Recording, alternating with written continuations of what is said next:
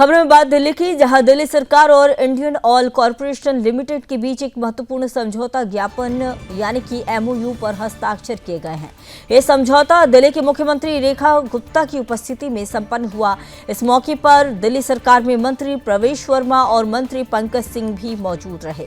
दोनों मंत्रियों ने मीडिया से बातचीत करते हुए इस समझौते को राजधानी दिल्ली के परिवर्तन से जुड़ा एक बेहद अहम कदम बताया है। दरअसल इस एमओयू का मुख्य उद्देश्य दिल्ली को एक सुंदर, स्वस्थ और सुव्यवस्थित राजधानी के रूप में विकसित करना है।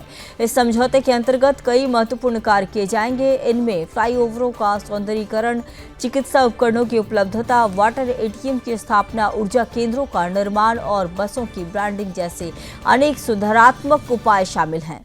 वास्तव में फ्लाईओवरों का सौंदर्यीकरण दिल्ली के दृश्य स्वरूप को आधुनिक और आकर्षक बनाएगा। वहीं अस्पतालों और स्वास्थ्य केंद्रों में चिकित्सा उपकरणों के प्रावधान से स्वास्थ्य सेवाओं को मजबूती मिलने की उम्मीद है। इसके साथ ही वाटर एटीएम की उपलब्धता राजधानी के नागरिकों के लिए साफ पेयजल की सुविधा सुनिश्चित करेगी।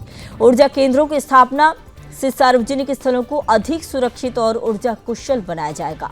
मंत्री प्रवेश वर्मा ने मंत्री पंकज सिंह और इन लोगों ने बताया कि यह समझौता न केवल आधारभूत संरचना को मजबूत करेगा, बल्कि दिल्ली के संपूर्ण शहरी ढांचे को नया रूप देने वाला साबित होगा। उन्होंने कहा कि यह पहल जनता की सुविधा बढ़ाने, वातावरण को स्वच्छ रखने और परिवहन व्यवस्था को अधिक सुसंगठित बनाने की दिशा में एक महत्वपूर्ण मील का पत्थर है। दरअसल दिल्ली सरकार का मानना है कि ऐसे साझेदारी कार्यक्रमों से राजधानी के विकास की गति तेज होगी। ये एमओयू उन योजनाओं का हिस्सा है जिन्हें दिल्ली को आधुनिक, स्वच्छ, सुरक्षित और सुव्यवस्थित शहर बनाने के लिए तैयार किया गया है।